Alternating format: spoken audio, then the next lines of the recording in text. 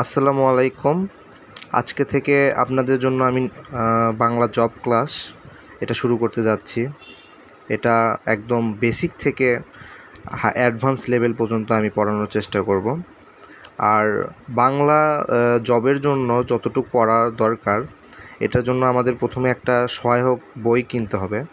আমি আপনাদেরকে সাজেস্ট করব অভিযাত্রী এই বইটা আসলে অনেক ভালো একটা বই, অনেক গুছালো তথ্য দেওয়া আছে। আপনারা আমার ক্লাসের পাশাপাশি এখান থেকে টপিক দেখে অভিযাত্রী বইটাকে ফলো করবেন। আচ্ছা, তাহলে বাংলার ম্যাক্সিমাম বিষয়গুলো বোঝারও আছে, প্লাস মুখস্থরও কিছু বিষয় আছে। যেরকম হয়তো সমার্থক শব্দ, বাগধারা, পারিভাষিক, এক কথায় প্রকাশ, বিপরীত শব্দ, এইগুলো হলো আমাদের মুখস্থ টপিক। এইগুলো আমরা মুখস্থ করব। আর আজকে আমি পড়াবো চর্চাপদও কিন্তু এটা যেসব তথ্য দেওয়া আছে এইগুলো আমাদেরকে মুখস্থই করতে হবে। কিন্তু আমি একদম শুরু থেকে চর্চাপদের যে একদম শুরু থেকে কিভাবে চর্চাপদটা আসতিছে এইগুলো জিনিসগুলো আমরা ধাপে ধাপে যদি বুঝে পড়ি, তাহলে কিন্তু কখনোই আমরা ভুলবো না, আমাদের মাথায় একদম সেট হয়ে যাবে। যেরকম যুগ কিন্তু প্রধানত 3 প্রকার, এটাকে 3 ভাগে ভাগ করা হয়। প্রাচীন যুগ, এটা হলো 650 থেকে 1200 খ্রিস্টাব্দ পর্যন্ত। আর একটা হলো মধ্যযুগ, 1201 থেকে 1800 খ্রিস্টাব্দ পর্যন্ত। আর আমরা এখন বর্তমানে যেটা আছে সেটা হলো আধুনিক যুগ। আধুনিক যুগটা হয় হলো 1801 থেকে বর্তমান পর্যন্ত, মানে 2025 সাল। তাহলে আমরা এই মধ্যযুগ, এখান থেকে কিন্তু এই জিনিসটা আমাদের ইম্পর্টেন্ট, যে প্রাচীন যুগ হলো 650 থেকে 1200। তারপর মধ্যযুগ হলো আবার 3 প্রকার। এই মধ্যযুগকে আবার তিন ভাগে ভাগ করা হয়েছে। সেটা হলো চৈতন্য পূর্ব হলো 1201 থেকে 1500। আর একটা হলো চৈতন্য বা 1501 থেকে 1600 খ্রিস্টাব্দ। আর চৈতন্য পরবর্তী 1601 থেকে 1800 খ্রিস্টাব্দ। আর আপনাদের মাঝে এটা হলো নোট, এটা কিন্তু খুব ইম্পর্ট্যান্ট, এটা কিন্তু পরীক্ষায় অনেকবার আসছে, অনেক চাকরি পরীক্ষায়, অনেক বিশ্ববিদ্যালয় পরীক্ষায় এটা কিন্তু মোস্ট আসছে। যে অন্ধকার যুগটা হয় হলো 1201 থেকে 1350। অন্ধকার যুগ হয় হলো 1201 থেকে 1350। আর এটা হলো কি শূন্য পুরাণ, মানে এই অন্ধযুগ যখন হয়, অন্ধযুগ মানে কি, অন্ধযুগ হলো বাংলা সাহিত্য। আমরা কিন্তু সাহিত্য নিয়ে পড়তেছি। বাংলা সাহিত্যে অন্ধযুগে কোনো উন্নতি হয়নি, মানে এই সময়টুকু অন্ধকার যুগ বলা হয়, কারণ এই সময়টুকুতে বাংলা সাহিত্যের কোনো উন্নতি হয়নি। বাংলা সাহিত্য কিন্তু আমাদের উদ্ভব, আস্তে আস্তে অনেক ডেভেলপ হয়েছে, যে অনেক বই আবিষ্কার হয়েছে, অনেক, যে এরকম বাংলা সাহিত্যের মধ্যে কিন্তু এটাও পড়ে, চর্চাপদের একটা ব্যাপার আছে। তাও আমরা এই অন্ধকার যুগের মধ্যেও কিন্তু 2টা বই রচনা হয়েছে, সেটা বলা হয়ে থাকে আর কি। সেটা হলো কি শূন্য পুরাণ, এটা লেখছে হলো রামায় পণ্ডিত। আর একটা হলো শেখ শুভদয়া, এটা লেখছে হলো রাজা লক্ষণ সেনের সভাকবি। রাজা লক্ষণ সেন আগেকার যুগে কী ছিল, আগেকার যুগে রাজা ছিল, রাজার অনুষ্ঠানে বিভিন্ন কবিরা আসতো, বিভিন্ন প্রদর্শনী করতো, যে তারা কবিতা উপস্থাপন করতো, এটা একটা বিনোদনের একটা মাধ্যম ছিল। সেরকম রাজা লক্ষণ সেনের সভাকবি ছিলেন হলো হলায়ুদ মিশ্র। এই বইটা লেখে এই অন্ধকার যুগের মধ্যে। অন্ধকার যুগে মাত্র 2টি বই আমরা পাই। এটা কিন্তু মোস্ট ইম্পর্টেন্ট, আপনারা এই জিনিসটা অনেক ভালো মতো মুখস্থ রাখবেন। অন্ধকার যুগ হলো 1201 থেকে 1350। আর আধুনিক যুগ আবার চার ভাগে বিভক্ত। প্রস্তুতি পূর্ব 1801 থেকে 1850, বিকাশ পূর্ব 1851 থেকে 1900। আর রবীন্দ্র পর্ব, এটা কিন্তু মোস্ট ইম্পর্টেন্ট। রবীন্দ্র পর্ব মানে কি, রবীন্দ্রনাথ আমাদেরকে যেগুলো তার সাহিত্য উপহার দিয়েছে সেইগুলোর একটা সময়কাল ধরছে এখানে, যে 1901 থেকে 1940। আর অতি আধুনিক পর্ব। অতি আধুনিক পর্ব মানে কি, এটা হলো এখান থেকেই কিন্তু বাংলা সাহিত্য মানে 1901 থেকে বর্তমান পর্যন্ত আমাদের আধুনিক পর্ব চলতেছে। মানে আগে কিন্তু মানে বিভিন্ন কবি আসছে ঠিকই, কিন্তু তারা অনেক মানে পরিশ্রম করে বা মানে ওই রকমভাবে কবির উৎপত্তি মানে ওই রকম হয়নি। যখন আমাদের কবিগুরু রবীন্দ্রনাথ ঠাকুর তাকে এই জন্যই বলা হয় যে তিনি হলো সব কিছুরই গুরু। রবীন্দ্রনাথ ঠাকুরের যখন তার কাব্য সাহিত্য রচনা করলেন, তখন থেকেই কিন্তু আমাদের আধুনিক একটা পর্ব শুরু হয়ে যায়। বাংলা সাহিত্যের অন্যতম একটা বিকাশ ঘটে তার আমলে। এই জন্য বলা হয়েছে যে বাংলা সাহিত্যের অতি আধুনিক পর্ব হলো 1901 থেকে বর্তমান পর্যন্ত। আর এটা হলো, এখন আমরা পড়ব হলো যুগ সন্ধিক্ষণ বা অবক্ষয় যুগ। এটাও কিন্তু ইম্পর্ট্যান্ট। যুগ সন্ধিক্ষণ বা অবক্ষয় যুগ। যুগ সন্ধিক্ষণ বা অবক্ষয় যুগের কবি ঈশ্বরচন্দ্র গুপ্ত। মূলত তিনি মধ্যযুগের কবি। মধ্যযুগের কবি হলো ঈশ্বরচন্দ্র গুপ্ত। এটাও কিন্তু মোস্ট ইম্পর্টেন্ট যে যুগ সন্ধি, এটা পরীক্ষা অনেকবার আসছে যে যুগ সন্ধির অবক্ষয় যুগ হলো 1760 থেকে 1865। যুগ সন্ধিক্ষণের কবি, এটা কিন্তু মোস্ট ইম্পর্টেন্ট, ঈশ্বরচন্দ্র গুপ্ত। এটা অনেকবার আসছে, এটা আপনারা একদম মুখস্থ ঠোঁটস্থ করবেন। তিনি হলো মূলত মধ্যযুগের কবি। ঈশ্বরচন্দ্র গুপ্ত কিসের কবি? যুগ সন্ধিক্ষণের কবি। যুগ সন্ধিক্ষণের কবি হলো ঈশ্বরচন্দ্র গুপ্ত। আর তার হাত ধরেই বাংলার কবিতা মধ্যযুগের গণ্ডি পেরিয়ে আধুনিকের রূপ পেয়েছে। ঈশ্বরচন্দ্র গুপ্তই মানে যখন কবিতা রচনা করেন, এটা হলো মধ্যযুগ থেকে আধুনিক যুগের একটা ধারণা পাইছে তার হাত ধরে। এই জন্যই তাকে মধ্যযুগের কবি বলা হয়। দুই যুগের মিলনকারী কবি হিসাবে তার অবদান অনস্বীকার্য। মানে তিনি হলো, তার হাত ধরেই কিন্তু এই তো মধ্যযুগ থেকে আধুনিক যুগে রূপান্তর হয়েছে। এই জন্য তাকে বলা হয় দুই যুগের মিলনকারী কবি। আর চর্যাপদ হলো বাংলা সাহিত্যের আদি নিদর্শন মানে কি, বাংলা সাহিত্যটা আসছে হলো চর্যাপদ থেকে। আদি নাম হলো চর্য বিনিশ্চয়। আর চর্যাপদের এটা হলো আমাদের একটা ছন্দের মাধ্যমে আমরা এই চর্যাপদের বিভিন্ন মানে ইম্পর্টেন্ট যেগুলো পরীক্ষায় বারবার আসে সেগুলো আমরা মনে রাখবো। যে 51টি চর্যাপদ, 46টি আবিষ্কার। এটা মানে হলো কি 51টি চর্যাপদ, মানে চর্যাপদের সংখ্যা হলো 51টি, কিন্তু এর মধ্যে খুঁজে পাওয়া গেছে যে 46টি। কেন খুঁজে পাওয়া গেছে? চর্যাপদরা মূলত ছিলেন হলো, হয়তো এখানেই বলা হয়েছে যে পাল বংশদেরকে যখন মানে করা হলো, যে এটা আগে কি হতো, আগে কিন্তু আমাদের একটা বংশের রাজা ছিল, রাজারা যুদ্ধ করত, যে রাজা পরাজিত হইতো সেই রাজা কিন্তু মানে ওই স্থান ত্যাগ করে অন্যত্রে চলে যাইতো।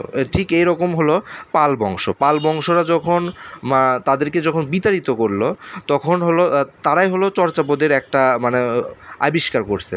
তখন তাদের সাথে যে চর্যাপদগুলো ছিল তারা ওই সব নিয়ে অন্যত্রে চলে গেছে। অন্যত্রে যাওয়ার কারণে এই 51টি চর্যাপদের মধ্যে এই 46টি আবিষ্কার করা হয়েছে। 51টি আর পাওয়া সম্ভব হয়নি। তা আমরা মনে রাখবো যে চর্যাপদ মোট 51টি, কিন্তু আবিষ্কৃত হয়েছে 46টি। আর 1907 সালে পাওয়া যায়, 1916 সালে প্রকাশ পায়। মানে চর্যাপদ পাওয়া যায় হলো 1907 সালে। 1907 সালে যখন পায়, এটা বিভিন্ন গবেষণা করছে বিভিন্ন সাহিত্য যারা কবি আছে, যারা সাহিত্যবিদ আছে, তারা এইগুলো মানে গবেষণা করার মাধ্যমে 1916 সালে সেটা প্রকাশ করছে। মানে দেখেন তাহলে কত বছর গবেষণাটা করছে, 7 সাল থেকে 16 সাল এটা গবেষণা করে প্রকাশ করছে হলো 16 সালে। তাহলে বেশি পদ কর্তা কান্নপা, 13টি পদ রচিত তার। মানে এই পদগুলোর মধ্যে 51টা পদের মধ্যে সবচেয়ে বেশি পদ হলো কান্নপাই হলো রচিত করছে। মানে কান্নপাই হলো এই পদগুলো বানাইছে, মানে এই পদগুলো আবিষ্কার করছে। রচিত করা মানে কি, রচনা করা। কান্নপাই হলো 13টি পদ রচনা করেছে, সবচেয়ে বেশি পদ। এটাও কিন্তু মোস্ট ইম্পর্টেন্ট, এটাও কিন্তু আমাদের আসতে পারে পরীক্ষায়। যে কান্নপা কয়টি পদ রচিত করেছে? 13টি পদ রচিত করেছেন, মানে রচনা করেছেন। আর বাংলা বলে প্রমাণ করেন ডক্টর সুনীতি কুমার। আমাদের চর্যাপদে আমরা যখন বই দেখব যে চর্যাপদের লেখাগুলো কিন্তু এইরকম অনেকটা, যে হিজিবিজি ক এরকম, খ বা এরকম করে লেখে, গগ লেখে ওরা এরকম করে, মানে এমনভাবে লেখা যে একটু হিজিবিজি টাইপের। এইগুলো মানে অনেকে বুঝতে পারতো না যে এটা কী লেখা। পরে আমাদের ডক্টর সুনীতি কুমার তিনি বলেন যে বাংলা এই চর্যাপদ একটা বাংলার, মানে বাংলা ভাষার একটা আদি নিদর্শন। এইগুলো হলো বাংলা ওয়ার্ডগুলো আগে এরকম করে লিখতো মানুষ। এইগুলো দেখেন আস্তে আস্তে আমাদের আগে ওয়ার্ড ছিল হয়তো ক, আগে এরকম করে লিখতো, এইগুলো চর্যাপদের মধ্যে আছে। এইগুলো ডেভেলপ করে করে আজকে আমরা এইভাবে ক লিখি। তাহলে ডক্টর সুনীতি কুমার বাংলা বলে প্রমাণ করছে। আর চর্যাপদ রচিত হয় পাল বংশে, তো রচিত হয় পাল বংশরাই হলো চর্যাপদের রচনা করেছে। তার এর অবস্থান সাহিত্যের আদি নিদর্শনে চর্যাপদ মূলত গান, কবিতা। এটাও কিন্তু মোস্ট ইম্পর্ট্যান্ট। চর্যাপদ কি? চর্যাপদ হলো এক প্রকার গান আর কবিতা।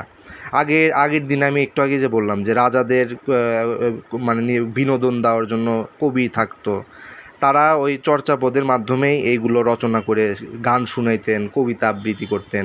এটা একটা মানে যখন সভা বসতো রাজার, এটা বিনোদনের জন্য তারা ব্যবহার করতেন। এই জন্য চর্যাপদ মূলত গান, কবিতা। তাহলে পাল এদের ধর্ম বৌদ্ধ, পালদের ধর্ম হলো বৌদ্ধ, আর সেনদের ধর্ম হলো হিন্দু। সেন হিন্দু, পাল বৌদ্ধ। আর চর্যাপদ বাংলা সাহিত্যের আদি নিদর্শন প্রমাণ করছে ডক্টর সুনীতি কুমার। এটাও কিন্তু মোস্ট ইম্পর্ট্যান্ট। সুনীতি কুমার তার বই আছে ODBL, এই বইয়ে এটা আদি নিদর্শন প্রমাণ করছে। এই বইটার নাম হলো কি অরিজিনাল ডেভেলপমেন্ট বাঙালি ল্যাঙ্গুয়েজ। এই বইটা প্রকাশ পায় হলো 1926 সালে। বাংলা ভাষার উদ্ভব ও বিকাশ, এই বইয়ের বাংলা নাম। ইংলিশতে প্রকাশ করছে, এটার বাংলা রূপান্তর হয় বাংলা ভাষার উদ্ভব ও বিকাশ, ODBL। এটা কিন্তু ইম্পর্টেন্ট যে ODBL মানে অরিজিনাল ডেভেলপমেন্ট বাঙালি ল্যাঙ্গুয়েজ। চর্যাপদ আবিষ্কার করেন হরপ্রসাদ শাস্ত্রী, ঢাকা বিশ্ববিদ্যালয়ের তিনি হলো বাংলার প্রথম অধ্যাপক ছিলেন।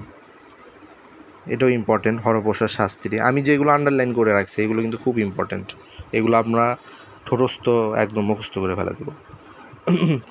নেপালের রাজদরবারের রয়্যাল লাইব্রেরি থেকে। তো আমি একটু আগে যে বললাম যে আগে বাংলাতে শাসন করতে হলো পালরা হলো চর্যাপদ আবিষ্কার হচ্ছে। যখনই এই সেনরা পালেকে আক্রমণ করে হারে দেয়, তখন পালরা হলো মানে ওই তো বাংলা ত্যাগ করে নেপালে চলে যায়। ওইখানে হলো চর্যাপদের অবশিষ্টগুলো পাওয়া যায়। তখন হলো আমাদের ওই ডক্টর হরপ্রসাদ শাস্ত্রী নেপালের রাজদরবার থেকে রয়্যাল লাইব্রেরি থেকে এই চর্যাপদগুলো উদ্ধার করে। চর্যাপদের সাথে তিনি আরও 3টি বই আবিষ্কার করেন। চর্যাপদ তিনি ওই রয়্যাল লাইব্রেরিতে যখন যায় তখন কিন্তু তিনি বিভিন্ন বই দেখে যে কোন বই কি হয়, মানে একটা লাইব্রেরিতে অনেক বই পাওয়া যায়। তখনই তিনি ওই সব লাইব্রেরিতে আরও 3টি বই প্রকাশ করেন, লাইব্রেরির জ্ঞান অর্জন করে। সেইগুলোর নাম হলো কি ডাকানর্ব, দোহাকোষ, সরপথ আর প্লাস চর্যাপদ, মোট 4টি, মানে আরও 3টি চর্যাপদ সহ হবে হলো 4টি, মানে 4টি প্রকাশ করে। সেটা কি ডাকানর্ব, দোহাকোষ, সরহস্পদ আর আরেকটা হলো চর্যাপদ, সরস্পদ। এই উচ্চারণগুলো একটু বিদঘুটে উচ্চারণ, আপনারা একটু পড়বেন, ভালো করে পড়ে মুখস্থ করবেন। MCQ আকারে আসে তো এগুলো জাস্ট একবার করে রিডিং পড়লেই ভালো মতো হয়, মুখস্থ করার ওই রকম দরকার নেই। MCQ দেখে আমরা সলভ করার চেষ্টা করব। আর চর্যাপদ, এটা আমি আবার লিখছি যে চর্যাপদ ডাকানর্ব, দোহাকোষ ও সরস্পদ 1916 সালে হরপ্রসাদ শাস্ত্রীর সম্পাদনায় বঙ্গীয় সাহিত্য পরিষদ থেকে 1000 বছরের পুরাণ বাঙ্গালা ভাষার বৌদ্ধ গান ও দোহা নামে পরিচিত। মানে এই চারটা বইকে তিনি হলো হয়তো বঙ্গীয় সাহিত্য প্রকাশনী থেকে লঞ্চ করে, মানে এই এই প্রকাশিত করে, যে তার নাম হলো কি, 1000 বছরের পুরাণ বাঙ্গালা ভাষার বৌদ্ধগান ও দোহা। চর্যাপদের লেখক বৌদ্ধ সহজিয়াগণ, মানে বৌদ্ধরাই হলো লেখছে। সহজিয়াগণ মানে হলো বৌদ্ধর বিভিন্ন কবি যারা আছে, ওইগুলো নাম তো ওইভাবে মানে লিস্ট করা ছিল না, এজন্য বলছে যে বৌদ্ধরাই হলো চর্যাপদের লেখক। আর চর্যাপদের ভাষা সান্ধ্য ভাষা বা আলো আধারী। একটু আগে আমি যে দেখালাম যে চর্যাপদ আমরা এইরকম লেখা, এইরকম লেখা, এইরকম লেখা, এইগুলো লেখা কি অনেকটা অস্পষ্ট লেখা না? অনেকটা কিন্তু অস্পষ্ট লেখা। অস্পষ্ট মানে কি, যে সান্ধ্য, চর্যাপদের ভাষা হলো সান্ধ্য। সান্ধ্য বলতে মিন করছে হলো আমরা যখন সন্ধ্যাকালে আমরা কি দেখি, যে সন্ধ্যাকালে কিন্তু আমরা দেখি না দিন না রাত আর দিনের মাঝামাঝি, এটাকে বলা হয় সন্ধ্যা, মানে অনেকটা আবসা আবসা ব্যাপার। ঠিক এই চর্যাপদের ভাষাকেও আমরা অনেকটা আবসা আবসা মনে হয়, এজন্য আমরা এটাকে সান্ধ্য আলো আধারী এটা নামে প্রকাশ করছে। এটা কিন্তু মোস্ট ইম্পর্টেন্ট। আর আরও কিছু বোঝা যায় বা আবার কিছু বোঝা যায় না, তো এটা আমি লিখছি যে আরও, মানে এটার মানে হলো এই তো সান্ধ্য মানে হলো কি কিছু বোঝা যায় আবার কিছু বোঝা যায় না, এজন্য চর্যাপদের ভাষাকে সান্ধ্য বলে মানে বলছে, যে সান্ধ্য বা আলো আধারী। চর্যাপদ মূলত গান কবিতা, এটা একটু আগে বললাম। চর্যাপদের মাত্রা বৃত্ত ছন্দে রচিত, এটা কিন্তু মোস্ট ইম্পর্টেন্ট, যে আমরা গান কবিতা এগুলো কিন্তু মাত্রা বৃত্ত ছন্দে দেখতে পাই। ছন্দে যখন আমরা পড়ছি ওইটাতে কিন্তু এটা লেখা আছে যে মাত্রাবৃত্ত অক্ষরবৃত্ত, যেগুলো গান কবিতা সেগুলো সবসময় মাত্রাবৃত্ত ছন্দে রচিত হয়। আর চর্যাপদের প্রথম পদের রচয়িতা লুইপা। চর্যাপদের পদ সংখ্যা 51টি। এটা কিন্তু খুব মানে একটা মানে খুবই ঝামেলার একটা ব্যাপার করে ফেলে দিয়েছে। সবচেয়ে ঝামেলার মূল উৎস হলো আমাদের এই ডক্টর শহীদুল্লাহ প্রত্যেকটা তথ্যে একটা করে কম বেশি এরকম করছে, মানে সবাই একটাভাবে মানে প্রকাশ করছে যে এই সংখ্যাই, কিন্তু ডক্টর শহীদুল্লাহ আবার এটা মানে ভুল করার চেষ্টা করছে বা একটা দ্বিমত পোষণ করছে। এই যেরকম যে চর্যাপদের পদ সংখ্যা আমরা যে বললাম না 51টি, এটা বলছে কে, সুকুমার সহ বাংলা সাহিত্যের মানে যত আছে কবি সবাই বলছে যে বাংলা মানে চর্যাপদের পদ সংখ্যা 51টি, কিন্তু আমাদের ডক্টর শহীদুল্লাহ বলছে 50টি। এইটা না, ডক্টর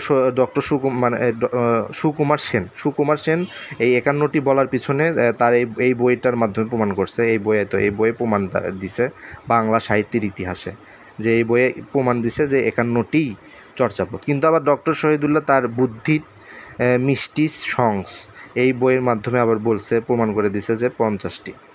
সো আমরা ডক্টর শহীদুল্লাহ যদি বলে যে ডক্টর শহীদুল্লাহর মতে চর্যাপদের পদ সংখ্যা কত, তখন আমরা বলবো 50টি। আর সুকুমার বা এমনি যদি বলে যে চর্যাপদের পদ সংখ্যা কত, এটা হলো 51টি, কারণ সুকুমার সহ সব কবি এটাকেই প্রাধান্য দিছে। আমরা ওপরেরগুলোই প্রাধান্য দেবো, যেরকম সুকুমার যেগুলো বলছে সেইগুলোই হলো আমরা প্রাধান্য দিব বেশি। যদি উল্লেখ করে বলে প্রশ্নে যে ডক্টর শহীদুল্লাহর মতে, তখন আমরা এটা লিখব। যদি প্রশ্ন অনেক হিজিবিজি প্রশ্নকর্তা যদি অনেক হিজিবিজি বা আমাদেরকে আসলে এরকমই করে যে চাকরির পরীক্ষায় তো অনেক কম্পিটিশন, লাখ পরীক্ষা দেয়, তার মধ্যে চাকরি কয়জন পায়, এই সোনার হরিণ কটা কয়জন পায়, কত, এটার পার্সেন্টেজ খুবই নগণ্য, 0.0 মানে 1%, 2%, 3% এইরকম। এই জন্য আমাদেরকে মানে কাট করে দেওয়ার জন্য, এতগুলাকে ছাঁটাই করার জন্য যে এইরকম প্রশ্ন করতেও পারে। সো আমরা দুটোই পড়ব, যে যদি চর্যাপদের পদকর্তা মানে কয়জন পদকর্তা মানে কয়জন মানে পদগুলো আবিষ্কার করছে বা রচনা করছেন, সেটা হলো 24 জন। এটা হলো সুকুমারের মতে, সুকুমার সহ সবার মতে, কিন্তু শহীদুল্লাহর মতে 23 জন।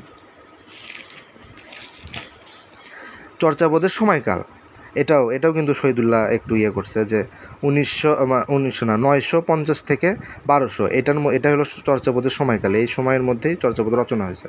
কিন্তু শহীদুল্লাহ বলছে যে 650 থেকে 1200। আবার সুকুমার সেন, এটা হলো কি সুনীতি কুমার এটা বলছে। সুকুমার সেন, এই তো আমাদের সুকুমার সেন বলছে হলো 900 থেকে 1350। এটা প্রত্যেকটার আলাদা করে মুখস্থ করতে হবে। আর বাংলা সাহিত্যের আদি কবি লুইপা, এটাই কিন্তু সত্যি যে হরপ্রসাদ শাস্ত্রী সহ সবার মতে, কিন্তু এই শহীদুল্লাহ আবার বলছে সররপা, কিন্তু এটাই আমরা প্রাধান্য দেব। যদি বলে যে একদম ডাইরেক্ট বলে যে বাংলা সাহিত্যের আদি কবিকে, তখন আমরা লুইপাই লিখব, কিন্তু যদি বলে শহীদুল্লাহর মতে, তখন লিখব আমরা সররপা। আমার এই হ্যান্ড নোটটা কিন্তু আপনারা সবাই নোট করবেন। আশা করি এখানেই আমি 90% প্রশ্ন, মানে এই টপিকের প্রশ্ন তুলে ধরছি। এটা যদি আপনারা ঠিকমতো কভার করতে পারেন, তাহলে ইনশাআল্লাহ আপনাদেরকে আর এক্সট্রা করে বই অত ডিটেল পড়া লাগবে না।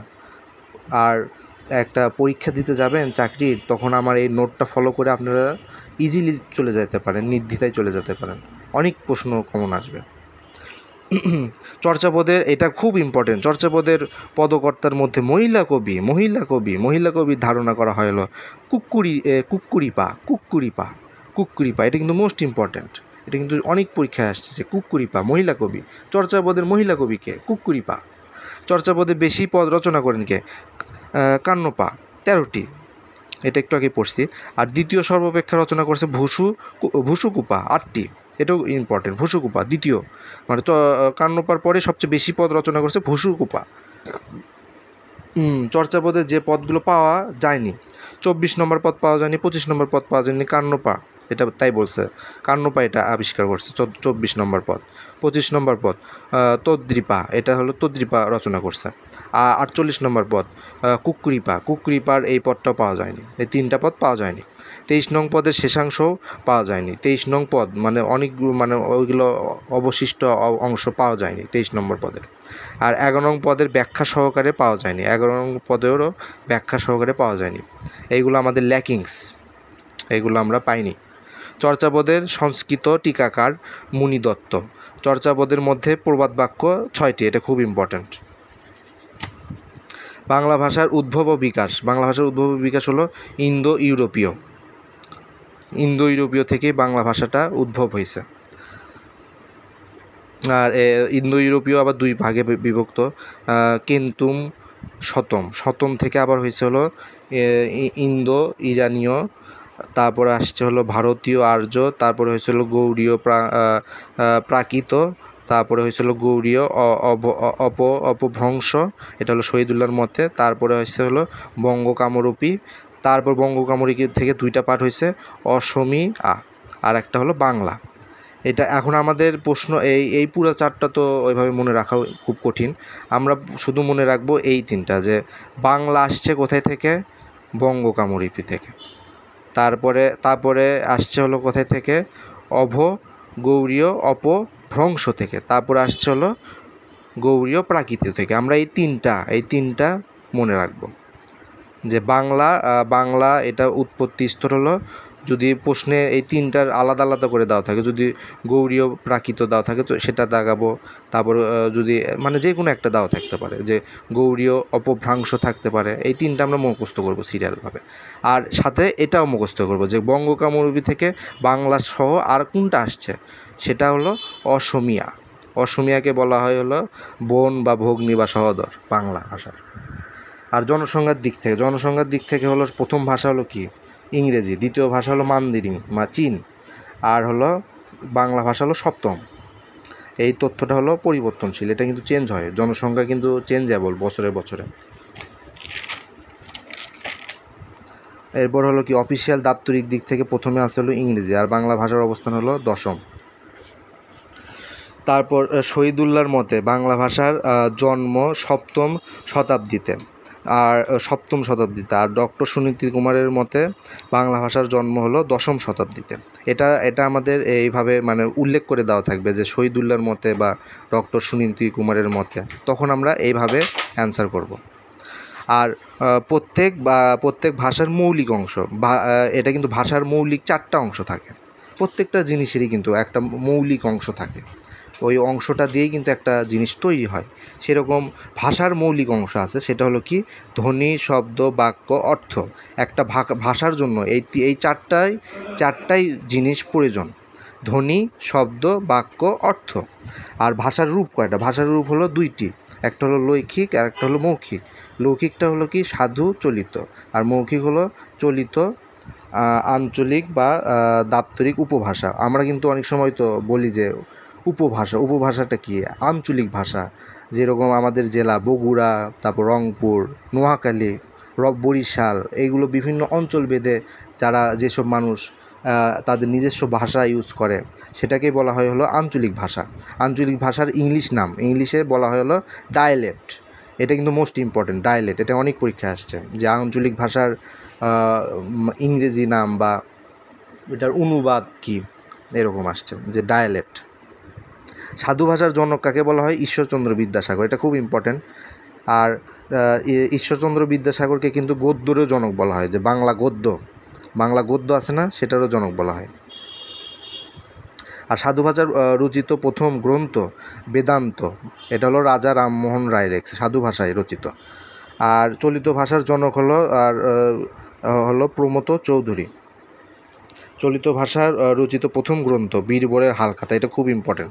চলিত ভাষার যে প্রথম একটা গ্রন্থ করছে এটা হলো আমাদের প্রমথ চৌধুরী। তিনি হলো লেখক, তিনি হলো লেখছে বীরবরের হালখাতা। এটা হলো আমাদের চলিত ভাষার প্রথম গ্রন্থ। এটা আবার ছাপানো হয়েছিল সবুজ পত্রিকায় 1914 সালে, সবুজপত্র পত্রিকা। এই পত্রিকার আবার তিনি ছিলেন কিন্তু হয়তো যে এই পত্রিকার তিনি হলো সম্পাদক ছিলেন প্রমথ চৌধুরী। সবুজপত্রের সম্পাদক ছিলেন হলো প্রমথ চৌধুরী। আর সাধু ও চলিত ভাষার মূল পার্থক্য হলো কি? ক্রিয়াপদ, সর্বনাম পদ। বাংলা লিপি এখন হলো এটা একটা টপিক। এটা হলো ভারতীয় লিপি থেকে আসছে। তো ব্রাহ্মলিপি হলো কি? ব্রাহ্মলিপি এটা হলো দুই প্রকার, ব্রাহ্মলিপি আর একটা হলো খরষ্ঠী লিপি। ব্রাহ্মলিপি হলো লেখা হলো বাম থেকে ডান দিকে, যেরকম আমরা লিখি। আমরা কিন্তু এটা লিখছি, এটা কিন্তু ব্রাহ্মলিপি ব্যবহার করে লিখছি। আমরা হলো বাম থেকে লেখা শুরু করছি, তাই না? আর একটা হলো হয়তো খরষ্ঠ লিপি হলো লেখে হলো ডান থেকে বামের দিকে, যেরকম আরবি লেখাগুলো কিন্তু এই দিক থেকে লেখা হয়, যে এত ডান থেকে বাম দিকে। আর বাংলা বর্ণমালার বিকাশ লাভ করে পাঠান শাসন আমলে। বর্ণমালা আবার পাঠান শাসন আমলে বিকাশ লাভ করে। বাংলা বর্ণমালার প্রথম মুদ্রণ করে প্রকাশ করেন এটা হলো মানে মুদ্রণ করে, মানে খোদাই করে। আগে তো এরকম কলম বা খাতা কলম ছিল না, আগে হলো খোদাই করে ওই বর্ণমালাগুলো লেখা হইতো। সেই খোদাই হলো করছে কে? খোদাইকার মিস্ত্রি ছিলেন পঞ্চনন কর্মকার হলো খোদাই করে এই বর্ণমালাগুলো লেখছে। স্যার উইলকিন্সের পৃষ্ঠপোষকতা, মানে স্যার উইলকিন্স তিনি হলো এই লোকের থেকে এই কাজটা করে নিছে, মানে স্যার উইলকিন্সের হলো পৃষ্ঠপোষকতায় হলো পঞ্চনন কর্মকার হলো খোদাই করে লেখছে। তিনি হলো কিন্তু খোদাইকার মিস্ত্রি। এটা হলো বাংলা বর্ণমালার মুদ্রণ করছে। এরকম আগে ঠুক করে এরকম ঠুক করে এরকম করে লেখে না, এরকম করে ওইভাবে লেখছে। আর বাংলা ব্যাকরণবিদদের পরিচয়। সর্বপ্রথম বাংলা ব্যাকরণ রচনা করেন পর্তুগিজ পাদ্রি ম্যানুয়েল দা আসুম্পো সাও। 1734 সালে ঢাকার ভাওয়ালে ভোকাবুলিও এম ইদ্রিওমা বেনগলায় পর্তুগিজ নামে। এটি কিন্তু বিশাল বড় একটা নাম, এটা জাস্ট আমরা রিডিং করে রাখবো।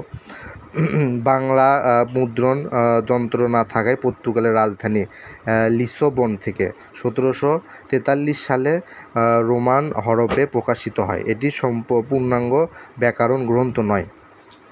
আমাদের কিন্তু ব্যাকরণ যে গ্রন্থটা সেটা হলো কিন্তু ফার্স্টে তখন কিন্তু বাংলার মুদ্রণ যন্ত্র না থাকায়, মুদ্রণ যন্ত্র নাই তখন এটা আমরা রোমান হরফে এটা কিন্তু প্রকাশিত হয়েছিল।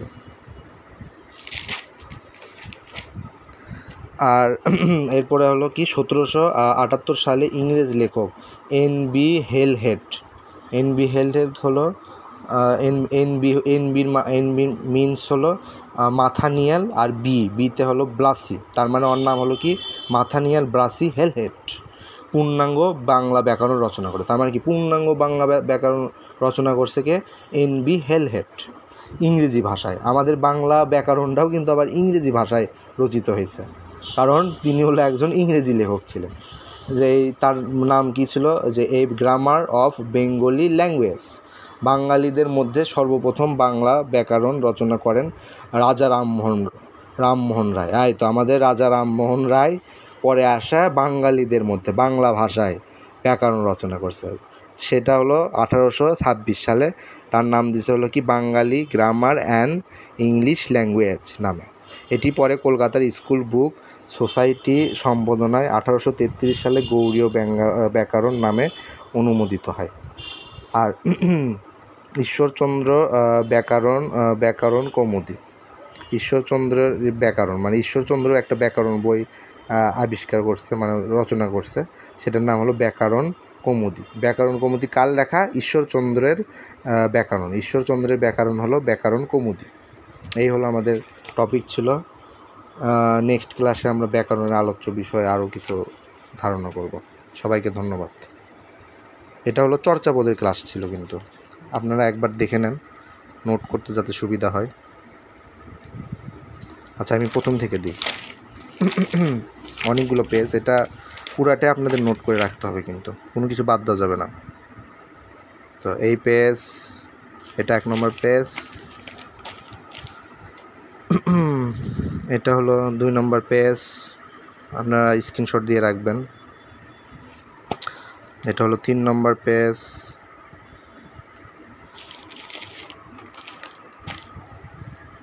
এটা হলো 4 নম্বর পেজ, এটা হলো 5 নম্বর পেজ,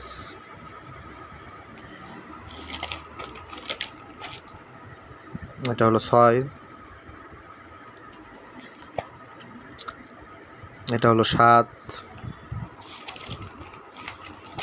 এটা হলো লাস্ট পেজ 8 নম্বর পেজ। সবাইকে ধন্যবাদ।